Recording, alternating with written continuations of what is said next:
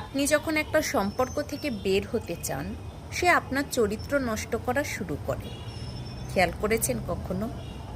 আপনি যখন কোনো টক্সিক বন্ধু, পার্টনার বা চেনা মানুষের অন্যায় অত্যাচার সহ্য করতে না পেরে তার থেকে দূরে সরে যাওয়ার সিদ্ধান্ত নিলেন, অমনি হুট করে চারপাশের চেনা সমাজ, আত্মীয় বা কমন ফ্রেন্ডরা আপনার দিকে বাঁকা চোখে তাকানো শুরু করলো। আপনি অবাক হয়ে আবিষ্কার করলেন, আপনি যে অন্যায়গুলোর প্রতিবাদ করেছিলেন, সেই একই অন্যায়ের কাল্পনিক সব গল্প বানিয়ে আপনার পেছনে ছড়ানো হয়েছে। আপনি কিছু বোঝার আগেই চারপাশের মানুষ আপনাকে একজন ভিলেন বা অকৃতজ্ঞ ভেবে বসে আছে। আপনি নিজের অজান্তেই ডার্ক সাইকোলজির সবচেয়ে নোংরা এবং কুৎসিত পলিটিক্সের শিকার হয়েছেন। ম্যানিপুলেটররা খুব ভালো করে জানে যে আপনি যখন তাদের আসল রূপ ধরে ফেলেছেন, তখন তারা আপনাকে আর নিয়ন্ত্রণে রাখতে পারবে না।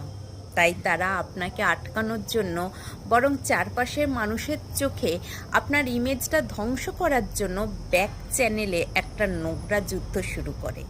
আগাম ডিফেন্স। সে নিজে অপরাধী, তাই সে ভয় পায় যে আপনি সবার সামনে তার মুখোশ খুলে দেবেন। এই ভয় থেকে সে আপনার মুখ খোলার আগেই সবার কানে আপনার নামে বিষ ঢেলে দেয়, যাতে পরবর্তীতে আপনি সত্যি কথা বললেও কেউ আপনাকে বিশ্বাস না করে। মিথ্যা ভিকটিম সাজা। সে সবার সামনে একটা অসহায় মুখ করে দাঁড়ায়, যেন সম্পর্কটা আপনি নষ্ট করেছেন, আপনি তাকে ধোঁকা দিয়েছেন। সে সবার সহানুভূতি কুড়ায় আর আপনাকে এক ঘরে করে ফেলে। মানসিক সমাজ চুক্তি।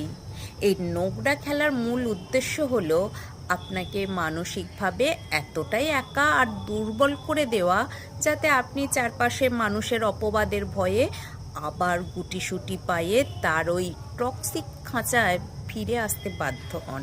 নিজের সততা জানার পরও চারপাশের মানুষের ভুল বোঝাবুঝি দেখে বুক ফেটে কান্না আসবে।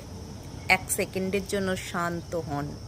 যে আপনার সত্যটা না জেনে অন্যের কথায় আপনাকে জাজ করেছে, সে কোনোদিন আপনার আপন ছিল না। তারা যে নিজের অপরাধ ঢাকতে আপনার চরিত্র নিয়ে নোংরা রাজনীতি করতে পারে, সে পশুর চেয়েও অধম।